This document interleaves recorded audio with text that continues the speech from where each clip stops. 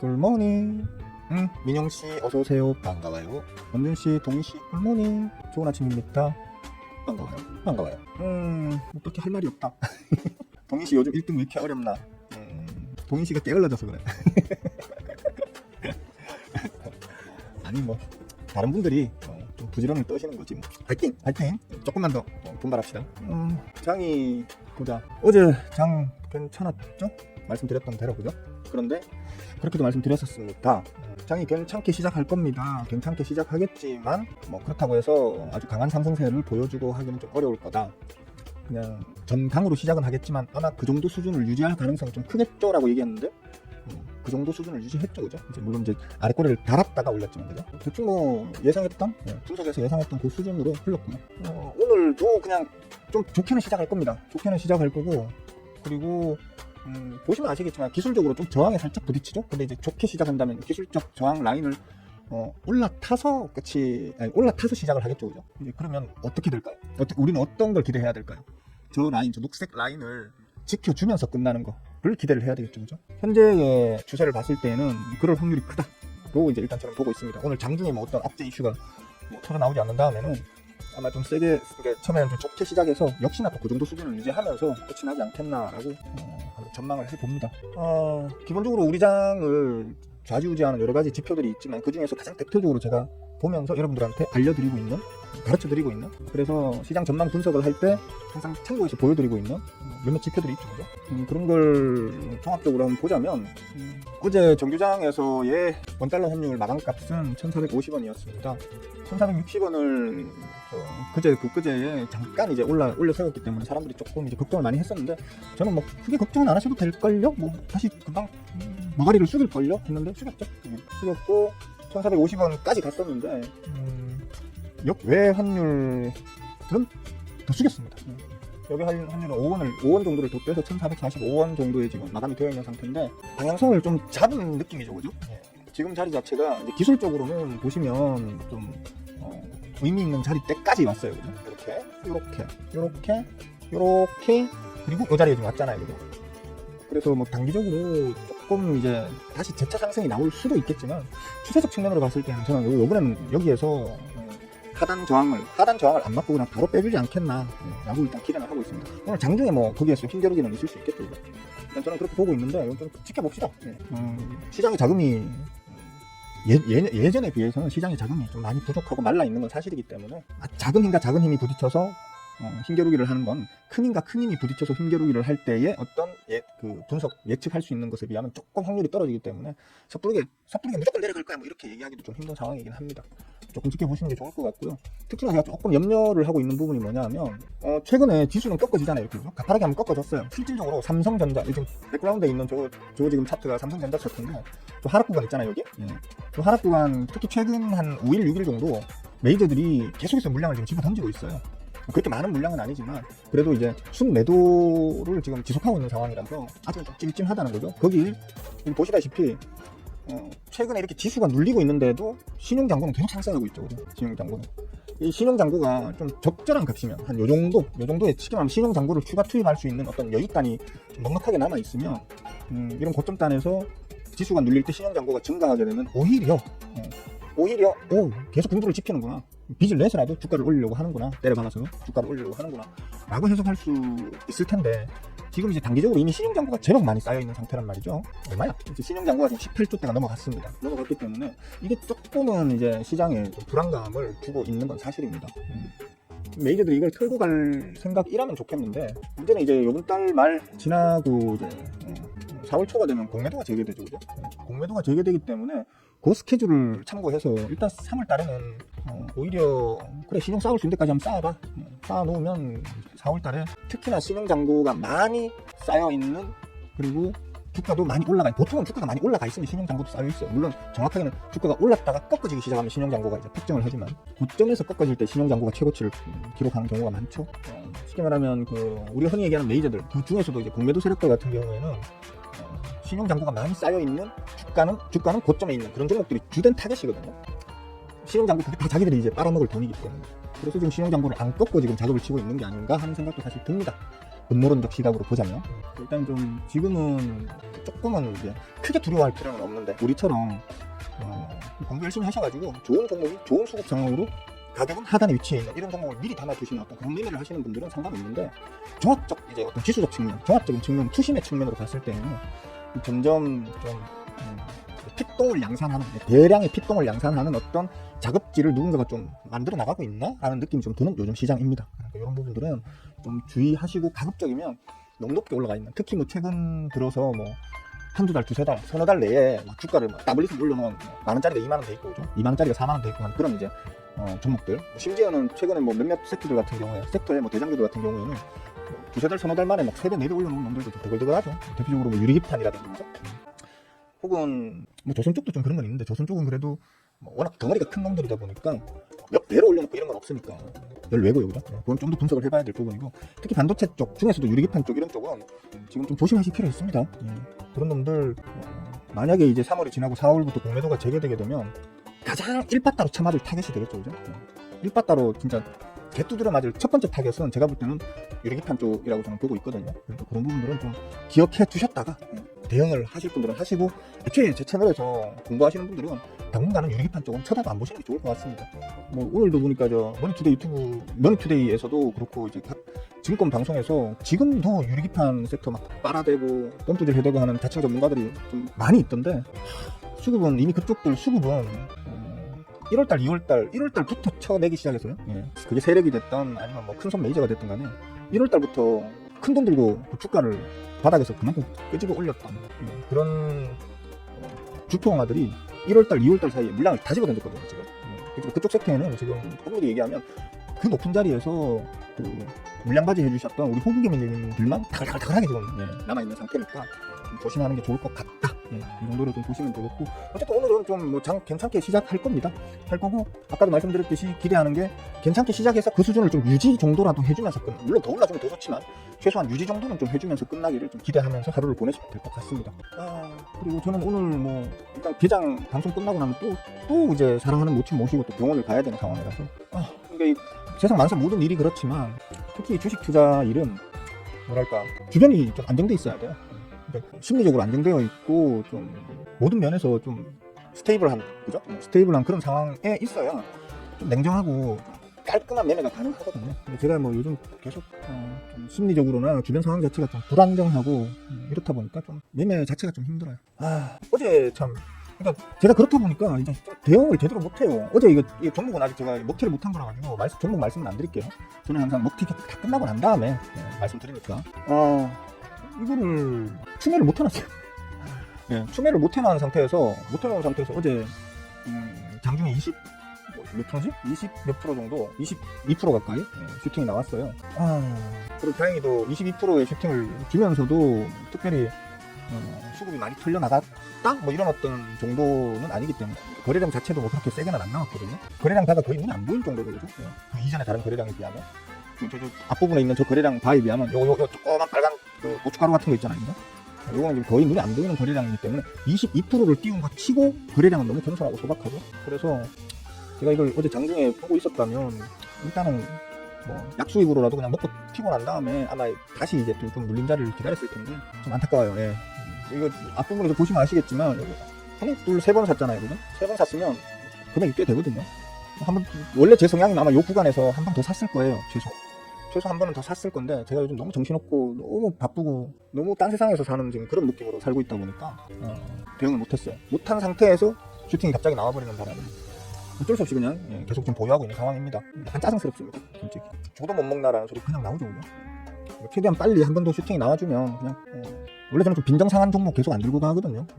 뭐 얘 잘못은 아니지만 제가 여기 이제 빈정이 상했기 때문에 일단 뭐 약수익으로라도 수익 전환이 되면 그냥 빨리 던져버리고 다른 종목으로 좀 리프레싱하는 그런 쪽으로 한번 해나갈 것 같습니다. 일단 먹튀하면 이제 어떤 종목이고 왜 이걸 저런 자리에서 샀고 왜 여기서 먹튀했다 이런 부분에 대해서 말씀을 또 따로 드리도록 할게요.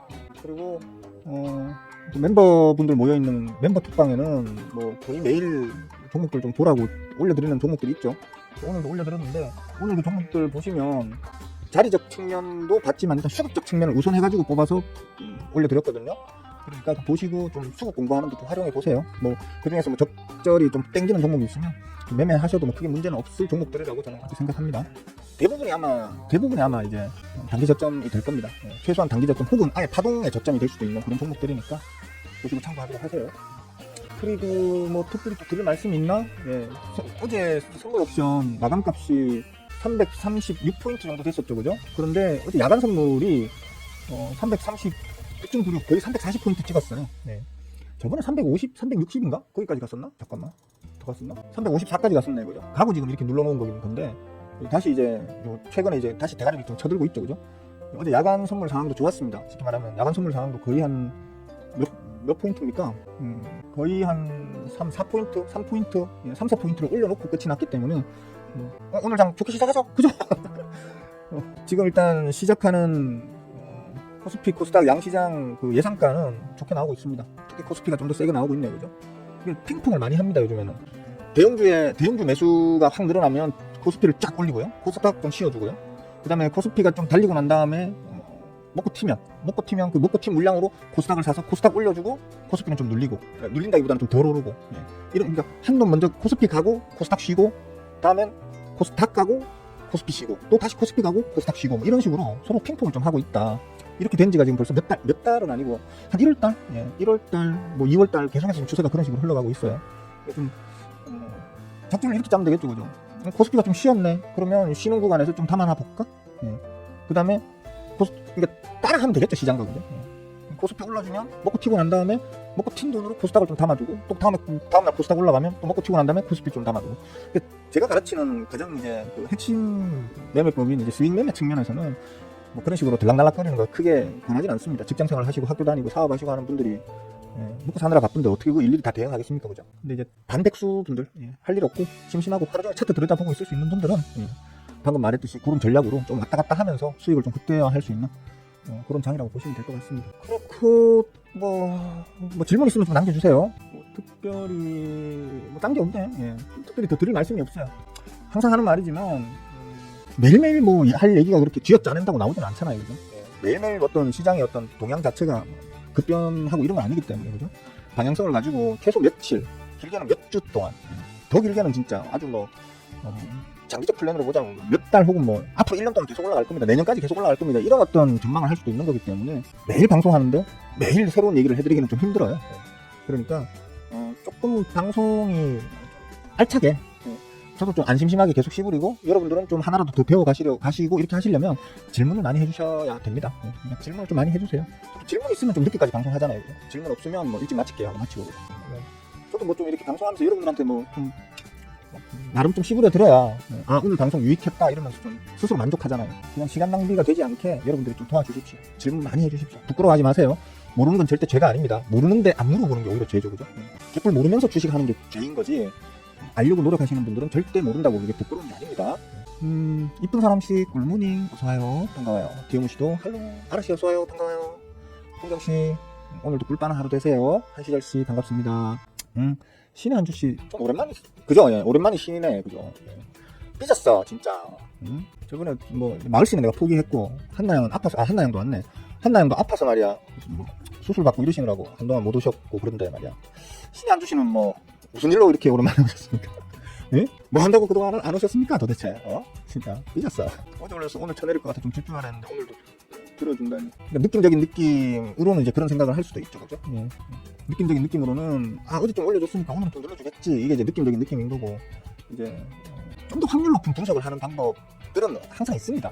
있는데 그걸 얼마나 이제 똑같은 자료, 똑같은 지표를 보고도 해석하는 방향에 따라, 방법에 따라, 혹은 경험치에 따라 방향성이 반대가 되기도 하고 같은 방향성을 보더라도 조금 다르게 보기도 하고 그렇죠. 그러니까 어쨌든 간에 이제 느낌에 의존해가지고 매매하시는 건 지양되어야 되겠죠, 그죠?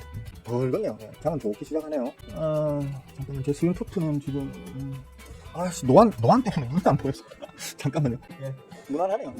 뭐 저는 항상, 제가 항상 하는 말이, 저는 수급쟁이다라고 얘기하잖아요, 그죠? 수급쟁이가 뭘 담아두겠어요? 당연히 수급 좋은 놈들 담아두겠죠, 그죠? 수급 좋은 놈들은 빠그라질 때도 좀 덜 빠그라지고요, 올라갈 때 남들보다 좀 더 빨리 더 많이 올라가거든요.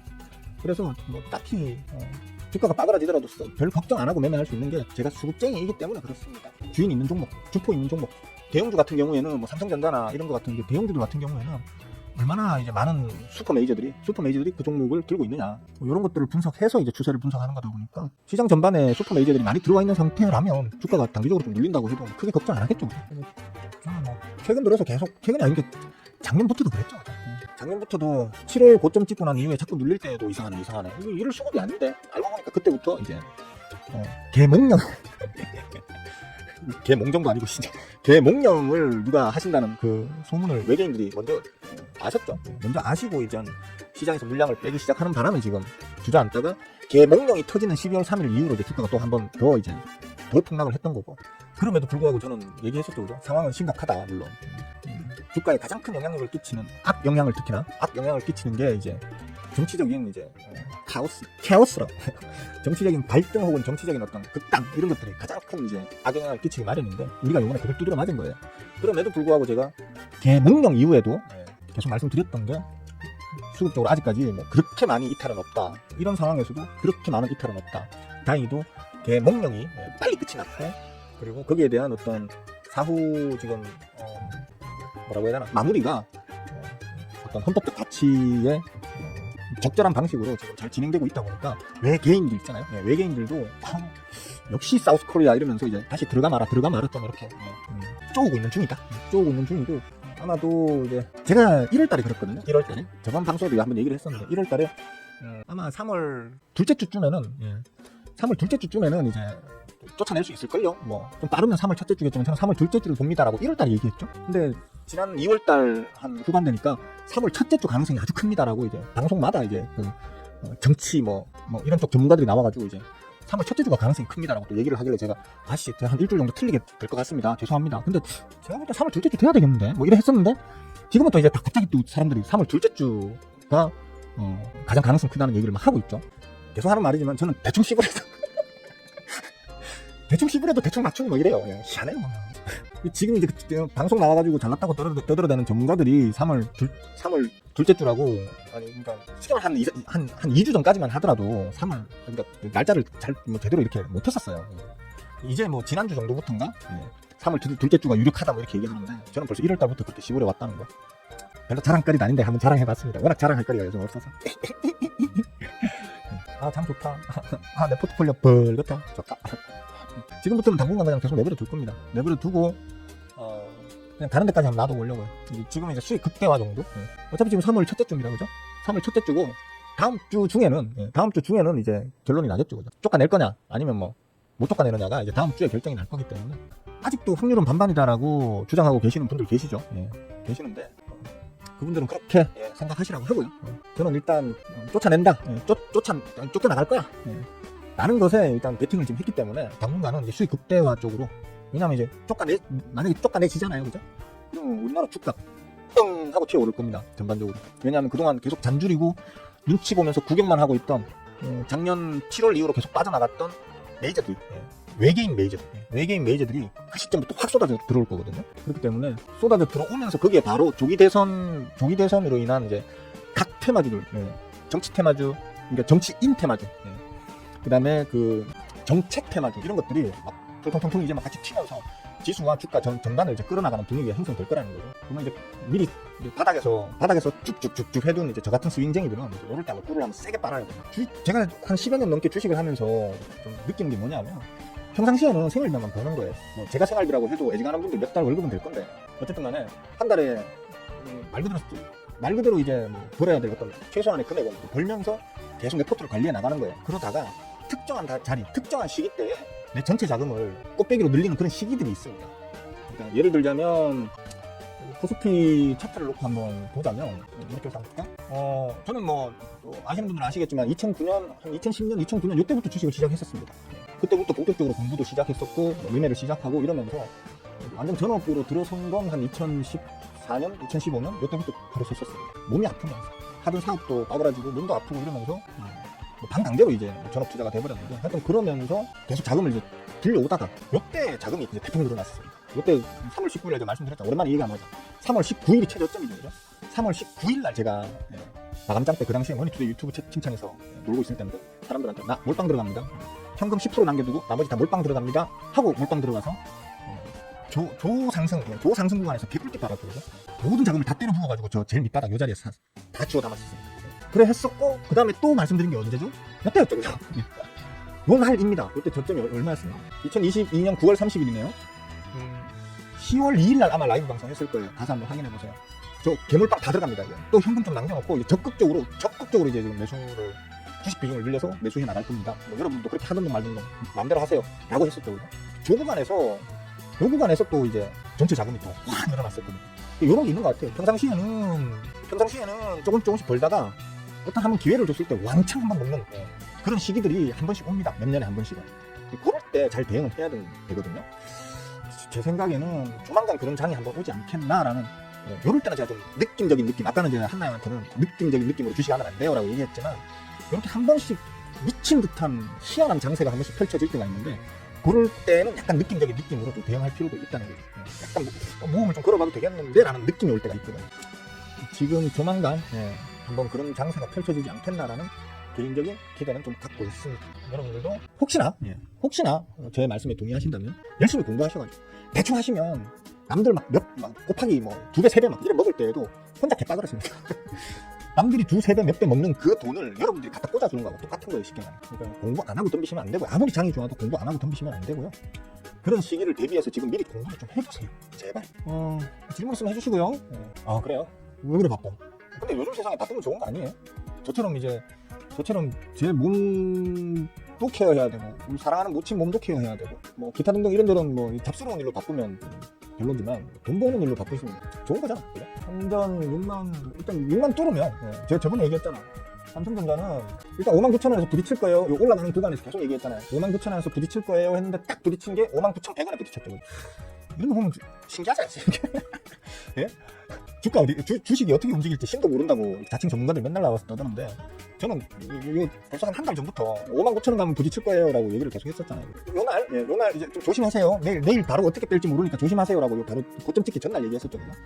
전날 얘기하면서 요거 아마 아침 방송에서 지금 저항이 이제 처음 맞을 거예요. 이거 바로 뚫어 올리면 좋긴 한데 시장에 자금이 딸려가지고 바로 뚫어 올리기 좀 힘들걸요? 한번 눌렀다 갈 수 있어요 라고 이제 이틀 동안 시부를 줬었어요. 그리고 바로 주저앉았죠 지금. 이런 거 신기하죠? 어쨌든 그때 제가 줄 그어줬던 게 59,000원, 62,000원 이렇게 줄을 그어줬었어요. 62,000원 이렇게 줄 그어줬단 말이에요. 이게 무슨 얘기겠어요? 맥점 구간이라는 얘기죠. 저 안에 들어가면 방향성 자체를 단기적으로는 쉽게 논할 수 없는 구간으로 들어선다는 거예요. 힘 겨루기 구간으로 들어서는 거죠. 그러니까 59,000원을 넘어서더라도 62,000원을 뚫어 올리지 못한다면 저 구간 안에 갇혀가지고 피똥을 쌀 수도 있다는 거예요. 쉽게 말해서 대량의 피똥을 양산해낼 수 있는 구간이 저 구간이라는 거죠. 그렇게 하다가 결국에는 매수세가 매도세에 밀려버리면 다시 떨어지는 거고요. 매수세가 우위로 점해버리면 저 62,000원을 뚫어 올리면서 폭등이 나올 수 있겠죠. 그때부터 삼성전자가 그때부터는 폭등 막 계속 올라가는 어떤 그런 장세가 나올 수 있다는 거예요. 얼마까지? 한 67,000원 정도까지. 미리 한번 또 하나 봐드릴까? 66,500원에 봅시다. 66,500원. 여기서 한번 더 부딪힐 거예요.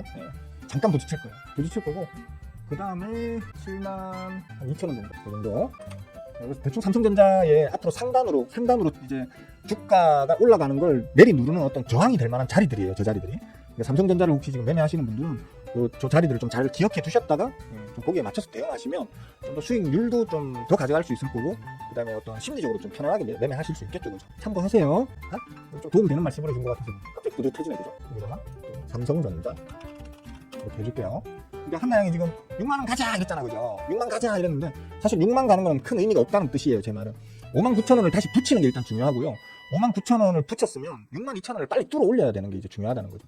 6만원이라는 자리는 사실 중간에 좀 끼어있는 어영부영한 가격, 우리가 그 만원, 2만원, 3만원, 4만원 이렇게 딱딱 떨어지는 가격짜리 있잖아요. 그걸 사람들이 좀 어떤 맥점처럼 작용하는 경우가 왕왕 있긴 해요. 왕왕 있긴 하고, 또 방송에서도 사실 그런 식으로 6만원을 뚫어서 6만 전자, 6만원을 깼으니까 5만 전자 이런 식으로 해서 그 선이 어떤 각 그 6만, 5만, 뭐 7만 이게 좀 의미 있는 자리라는 그 일종의 그 착시 현상을 일으키는 경향도 있어요, 사실. 근데 엄밀히 얘기하면 각 종목마다 그 금액이 그 얼마 그게 중요한 게 아니고요. 각각의 맥점 구간, 맥점 라인 이런 것들은 따로따로 다 존재해요, 사실. 삼성전자한테는 사실 6만 원이라는 가격은 의미가 없는 가격이에요. 의미가 매우 적은 가격. 삼성전자한테는 정말 의미 있는 가격이 저런 가격들이다. 59,000원, 62,000원. 특히 59,000원에서 62,000원 저 사이에서는 아마도 힘겨루기가 좀 치열하게 벌어질 것이다. 그리고 저 자리를 뛰어넘으면 66,500원에 한번 가서 저기서 두드려 맞겠지만 저 자리는 사실 아주 강한 맥점은 아니거든요.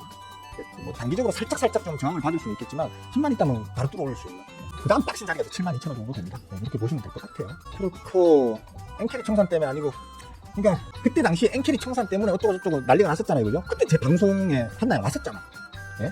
그때 제가 한 말 기억날 거예요. 엔캐리 청산 이게 이런 시장에 이만큼 영향 끼칠 일이 뭐 있어? 이런 얘기를 했었거든요. 물론 엔캐리 청산 때문에 미국장이 흔들렸고 미국장이 흔들리면 우리 장이 충격을 더 받은 것은 사실이에요. 네. 근데 기본적으로 엔캐리 청산의 직접적인 영향을 우리가 받아서 그렇게 박살이 났다기보다는 이미 7월달부터 외계인들이 이유 없이 빠져나가기 시작을 했었어요. 근데 지금 요번에 좀 이거 누구 말대로 하자면 계몽령 있잖아요. 계몽령 이후에 지금 조사 과정에서 그런 얘기가 나오잖아요. 7월부터 이미 구체적인 준비가 그러니까 이미 그런 얘기가 나와서 자기들끼리 한 번씩 술 한잔 빨면서 싸바싸바 시작한 거는 뭐 재작년 밑에도 싸바싸바가 있었지만 뭐 술 한잔 먹다가 그냥 술주정 부리는 거라고 생각했다 이런 얘기도 나오잖아요. 그죠? 뭐 이준우인가 뭐 하는 그 아저씨 하는 말이 그냥 술주정인 줄 알았다. 진짜로 할 거라는 생각은 그 당시에 못했다 이런 얘기 하잖아요. 근데 그게 구체화돼서 실질적으로 계획이 수립되어 가지고 진행하기 시작한 게 뭐 올 봄부터 서서히 진행해서 7월달부터 본격화되었다고 하잖아요. 7월달부터 본격화되었다고 하는데 7월달부터 본격화되었다고 하는데 제가 이때 뭐라고 했었습니까? 여기서 지지받고 쭉 갈 걸려 했거든요. 제가 그때 지지받고 이제 쭉 갈 걸려 이랬는데 박살을 내버렸잖아요. 그러니까 이거는 이때부터 엄밀히 얘기하면 시장 전반의 수급은 아주 강세였어요. 이때 진짜 강세였었어요. 그러니까 제가 지지받고 쭉 갈 걸려 이랬단 말이에요. 근데 박살이 날 때 저도 그때 진짜 패닉에 빠져서 어이가 없었죠. 어지러웠죠 사실. 진짜 어지러졌었어요. 아니 이게 이렇게까지 충격을 받을 일인가? 전 세계에서 우리가 제일 충격 세게 받았어요. 일단 우리가 제일 세게 받았었어요. 이게 말이 되는 건가? 뭐 엔캐리 때문에 그렇다 하는데 다시 올려는 주겠지만 엔캐리 때문에 이렇게까지 우리가 충격을 받을 일인가? 하면서 제가 그렇게 방송을 했었는데 올려줬을 때 단기적으로 저항 맞을 거야. 아무리 시장이 뭐 좋고 수급이 좋다 하더라도 여기서 한번 저항을 맞을 수밖에 없어 라고 얘기를 했었죠. 그죠? 맥점 구간이니까. 이거 4년 5년 전에 그어둔 맥점 구간입니다.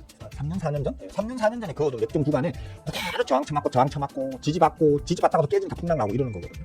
이런 걸 배우셔야 된다고. 이런 걸 이상한 거 배우지 마시고 어쨌든 다시 올리지만 야 여기서 일단 저항을 한번 받을 거야. 단기 눌리면 나와. 그리고 이래가지고 여기 갈 거야 했는데 또 폭락이 나와버렸거든요. 또 비상식적인 상황이 계속 벌어졌었어요. 그러면서 외계인들은 계속해서 비중을 줄이고 있었고 물량이 많지는 않았었어요. 제가 그때도 계속 얘기했지만 외계인들이 계속 비중을 줄이고 있다. 계속 물량을 토해내고 있다. 하지만 그래도 한국장 이거 개판이네. 이거 버리고 도망가자 라고 하는 정도의 수준의 물량 이탈은 아니다.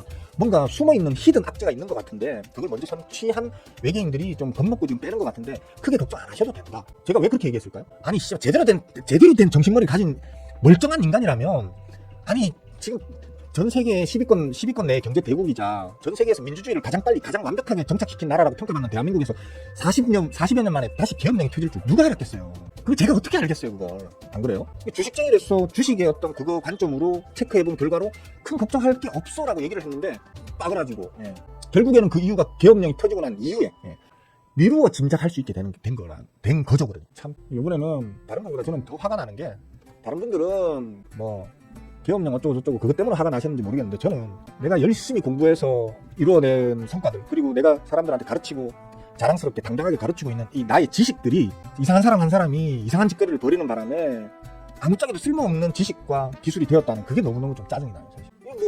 그만 이제 아무 전망을 못해. 뭐 길 가다가 마른 하늘에 진짜 하늘에 해 떠 있는데 갑자기 벼락 떨어져가지고 머리에 벼락 맞고 죽을 어떤 그런 정도의 느낌이란 말이에요. 네? 전 세계적으로 1년에 번개에 맞고 죽는 사람들 뭐 몇십 명인가 몇백 명인가 나온다죠. 그죠? 1년에도. 네? 대한민국에 40여 년 만에 계엄령이 터질 줄 누가 알았어요? 도무지 그러니까 내가 아무리 열심히 공부해서 아무리 확률 높은 전망을 하고 아무리 뭐 그런 걸 다 해도 이상한 사람이 나와가지고 계몽령 한번 터뜨려버리면 나의 모든 어떤 쌓은 지식과 나의 어떤 커리어와 캐릭터와 이런 것들이 한순간에 다 부정을 당한다는 거잖아요. 와 진짜 너무너무 화나요. 그게 진짜 너무너무 화가 나요. 근데 아직도 그 인간을 빨고 있고 그 인간을 악착같이 지키려고 하는 저 당을 갖다가 아직도 빨아주고 있는 사람들은 나는 솔직히 난 이해 안 돼요. 난 능지의 문제라고 생각해요. 능지의 문제. 이렇게 말하면 안 되는데 사실 이렇게 말하면 안 돼요.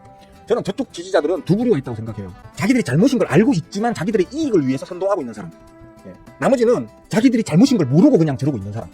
난 이 두 부류밖에 없다고 생각해요. 지금도 저 지지하고 있는 사람. 그냥 보수주의자가 되세요. 저 당 지지자가 되지 마시고. 보수주의자들은 정치 성향의 문제이기 때문에 얼마든지 존중 받을 수 있고 돈 좀 받아야 돼요. 근데 저 당은 보수당이 아니라니까요. 지금 하는 꼴을 보세요. 저희 보수당이지. 갑자기 정치 얘기 계몽령 얘기하다 보니까 이렇게 됐습니다. 죄송합니다. 죄송합니다. 예, 그만할게요. 그러니까 우리나라 장이 특히나 보면 정치하고 엄청 밀접하게 아니 근데 전 세계 모든 장이 다 그래요 사실. 미국도 지금 마찬가지입니다. 미국도 트럼프 덕분에 지금 그 각 섹터마다 희비가 교차되고 있습니다. 정권, 정책에 따라가지고 어쩔 수 없습니다. 기업은 거기에 대해 그것 때문에 막 휘둘 수밖에 없습니다. 요즘 아마존 주가 날아가는 거 보십시오. 예? 아마존 주가 날아오르는 거 보십시오 지금. 미국이 중국의 관세 뭐 최고 60%까지 때린다면서요.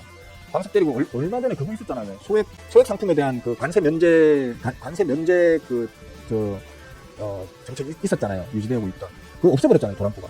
없애버리는 바람에 이제 중국에서 미국으로 들어가는 전 세계에서 미국으로 들어가는 아주 금액이 작은 예전에 얼마다 800불이었나요? 800불 이하는 관세 안 매기는 정책이 있었단 말이에요. 근데 지금 그거 다 없애버려가지고 지금 뭐 100불짜리가 들어가도 관세 다 때려맞잖아요. 그렇게 되면 이제 깎아내리는 게 뭡니까? 박리담의 정책 펼치던 중국 같으면 중국이 지금 미국에 엄청 지금 공격적으로 들어가던 게 테무, 그죠? 우리나라 지금 쿠팡 같은 거죠, 그러니까. 그 중국의 테무나 또 뭐였지? 이름이 어려워가지고 기억을 잘 못하겠습니다. 하여튼 아주 저가형 상품을 박리담회로 확 풀어가지고 센시리션을 일으킬 정도였잖아요, 그죠? 알리 뭐였나? 하여튼 잘 모르겠다. 하여튼 테무밖에 지금 기억이 안 나네요, 그죠? 근데 걔네들 이제 미국에서 아마 좀 빡실걸요? 미국에서 조그만 거 하나, 싸구려 하나 들어가는 거에도 전부 다 이제 관세를 다 두드려 맞게 되기 때문에 자기들의 가장 극장점, 싸다. 어차피 싼 놈이니까 한 번 쓰고 버려. 뭐 이런 느낌으로 사던 이제 미국 소비자들이 또씨 중국도 품질 나쁜 건 알지만 어차피 한 번 쓰고 버릴 생각으로 살려고 싼 거 사는 마음으로 테무에서 샀는데 이제 안 싸네? 안 싸면 이거 한 번 쓰고 버리기는 좀 그렇지? 이렇게 되니까 우리는 지금 토종 기업이 쿠팡이고 지금 중국의 위협을 받는다면 그 나라는 아마존이 중국의 위협을 받고 있었거든요. 어떻게 돼요? 관세가 때려버리면 테무가 가격이 비싸지고 안 팔리겠죠? 그러면 사람들이 뭘 더 사겠어요? 그 전보다 아마존을 사겠어요. 아마존 주가 지금 날아가고 있어요. 그렇다. 아마존 주가 이게 대가리 좀 쳐든 거 가지고 제가 쫙 날아간다고 생각했구나. 어쨌든 간에 고점 대비 그 뭡니까 조정받고 있던 놈이 최근 들어가지고 그 관세 얼마 전에 철폐했거든요. 면세 정책 얼마 전에 철폐해버리고 이제 모든 저가 상품에도 100달러짜리 10달러짜리에도 그냥 관세 이제 때려버린다고 이렇게 도란프가 서명을 했거든요. 그러고 나니까 아마존 주가가 대가리를 팍 쳐들잖아요. 그러니까 기업은 무조건 정치권에 납작 엎드릴 수밖에 없어요. 정치권의 어떤 정책에 따라서 기업들의 존망이 걸리게 되기 때문에 어쩔 수 없어요. 무슨 얘기하나 이게 외국인이 이제 더 이상 팔 것도 없는데 이제 들어올 일만 남았는데 외국인 아직 많이 들고 있어요. 팔 것도 없긴 무슨 말이에요. 외국인이 전체 보유 비중이 예를 들어 전체 보유량이 100이었다면 그전에 7월달 그 고점 찍을 때 외계인들의 전체 보유량이 100이었다면 그 중에서 한 15, 20밖에 안 뺐어요. 아직 80% 정도는 들고 있습니다. 그건 아니야. 진짜 우리나라가 만약 예를 들어 요번에 못 쫓아내잖아요. 못 쫓아내고 다시 복귀시켜버리잖아요. 그때부터는 외계인들이 진짜 뭐 미친 듯한 이탈이 벌어질 수도 있죠. 왜냐하면 대한민국은 비전이 없네. 대한민국은 답이 없는 나라네 하면서 그때부터는 진짜 이탈해 나갈 수밖에 없을 거예요. 왜냐하면 말 그대로 독재를 인정해주는 거하고 똑같아지는 거잖아요. 그러니까 법의 테두리를 벗어나서 군인들이 모든 걸 통솔하면서 대통령의 명령을 받아서 군인들이 모든 걸 통솔하면서 우리가 알고 있는 그런 어떤 그 합법적인 진짜 정상적인 재판 절차 없이 누구나 군인들 마음대로 처분이 가능한 세상이 열리는 거란 말이에요. 이게 말 그대로 독재 정권이고 괴뢰 정부 아닙니까? 그러면 그런 불안정한 나라에 외계인들이 돈을 계속 담아두려고 할까요? 다 빼버리고 빠져나갈 거 많습니다. 지금 외계인들 돈 얼마나 많은데요. 항공우주 쪽도 항공우주는 앞으로 계속 좋을 거예요. 출렁출렁은 하겠지만 항공우주는 미래를 보고 계속 끌고 가는 게 맞긴 하죠. 축구에도 자살골은 예측을 할 수 그치?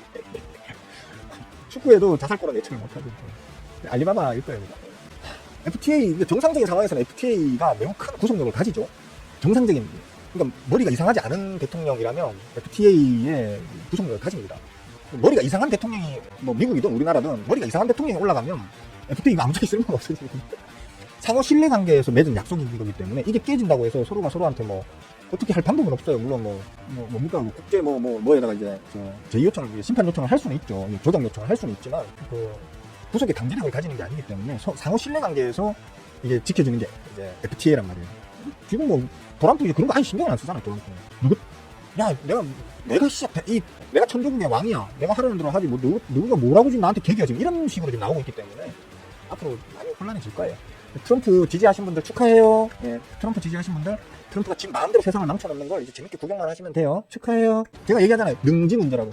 머리 문제라고. 솔직히 학교 다닐 때 그 공부 얼마나 잘들 하셨는지 그분들 성적표 좀 들여다보고 싶어서 최소한의 능지 문제거든요. 진짜 최소한의 능지 문제예요. 이제 두 가지 부류로 본다니까요. 잘못인 걸 알면서도 자신들의 이익을 위해서 선동하는 세력과 거기에 휘둘려가지고 좀비처럼 우 따라다니는 진짜 능지에 문제 있는 사람들. 그들이 뭉쳐진 게 지금 저쪽 분들이라니까. 저는 그렇게 생각해요. 제가 이렇게까지 심하게 얘기할 수 있는 이유가 뭔지 아세요? 그분들이 지금 나라를 망치고 있기 때문에. 나라만 망치는 게 아니고 그분들이 나라를 망치고 혼란스럽게 하니까 내가 돈을 벌기가 전보다 좀 힘들잖아. 전에는 1,000만 원 벌 거 지금 500만 원밖에 못 벌게 되는 거고, 아, 정말 1,000만 원 벌 거 지금 7, 800만 원밖에 못 벌고, 예? 전에는 더블 먹을 거 지금은 7, 80%밖에 못 먹잖아. 그게 짜증 난다는 거야. 그리고 전에는 조금만 노력해도 더블 먹었는데 지금은 졸라게 열심히 노력해야지 7, 80% 먹는단 말이야. 그게 짜증 나는 거야. 사람 돈 앞에 선인 없어요. 착한 사람 없어. 내가 돈 버는데 힘들고 덜 벌게 만들면 욕할 수밖에 없어. 시간이 너무 많이 흘렀다. 막 씹으다 보니까 시간이 너무 많이 흘렀다, 그죠? 여기까지 합시다. 한국이랑 어제 불공정한 한국을 언급해도 인도, 한국, 중국 같이 썼거든. 우크라이나한테 하듯이 한국 그렇게 해요. 예, 도란통은 그렇게 하고 남을 놈이에요. 일기 때도 그렇게 했잖아. 일기 때도 쉽게 말하면 자기 그냥 인기 올리는 것에만 혈안이 돼 있던 사람인 거지, 남북한 간의 어떤 평화 이런 거에는 전혀 관심 없는 사람이에요. 그 사람은 자기 내가 이렇게 해가지고 정은이하고 만나가지고 이래라 하는 척 하다가 탁 이래 해버리면 강한 대통령, 뭐 기존의 어떤 예전부터 해오던 어떤 그런 다른 대통령이 하던 어떤 그런 것들 관성에 젖어가지고 마지못해 따라하는 그런 대통령이 아니고 자기 줏대대로 아니 죄송합니다, 발음이 이게 물려있어. 발음이 좀 헷갈려. 자기 줏대대로 해야 할 행동을 하는 대통령, 뭐 이런 평을 받고 싶어서 일부러 장난질 친 거예요. 그것 때문에 진짜 나 그거 보고 너무 어이가 없었습니다. 진짜 정상회담을 왜 합니까? 정상회담이라는 건 밑에 애들이 다 시나리오 다 짜놓고 결론 다 내려놓고 정상들은 만나가 사인만 하는 거예요. 형식적으로 원래 그런 거예요. 근데 마지막에 다 해서 그냥 전전까지만 해도 이제 사인하고 나면 이제 전 세계가 평화 모드로 들어서겠고 뭐 이런 엄청 좋은 분위기인데 갑자기 펜트 집어던지고 도망가버리고, 그게 인간입니까? 예? 자기가 하는 그 행동 하나로 수천만 수억의 사람들의 어떤 운명이 결정되는 건데 그걸 기분 내키는 대로 그렇게 한다고요? 지금 그것도 제가 저번에 얘기했어요. 젤렌스키 나쁜 놈이고 맞다고. 최소한 나쁜 놈까지는 모르겠는데 유능한 대통령은 아니라고. 우크라이나는 솔직히 젤렌스키 때문에 망한 거예요. 솔직히 말하면 너무 철딱선이 없는 대통령이었었어요. 젤렌스키는. 다만 백악관에다 불러가지고 뭔 얘기를 한다고 하면 젤렌스키를 불러서 얘기하는 게 아니잖아요. 우크라이나를 대표해서 온 우크라이나 대통령을 불러놓고 얘기를 하는 거지. 그렇게 전 세계가 보고 있는 앞에서 그렇게 모욕을 주고, 우리나라 대통령이 그 자리에 앉아서 그런 모욕을 당했다고 한번 생각해보세요. 네? 진짜 피가 거꾸로 쏟고 토가 나올 일이지. 그걸 아직도 빨아주는 사람들은 능지의 문제라고 봐요. 능지의 문제. 아니면 한국인이 아니잖아. 그렇습니다. 뭐 얘가 자꾸 얘기가 계속 나오죠. 자, 여기까지 합시다. 야, 진짜 너무 오래 했다. 날씨가 너무 좋아졌습니다. 밖에 바람도 좀 쐬러 다니시고 즐거운 하루 보내시도록 하십시다. 화이팅! 빠잉!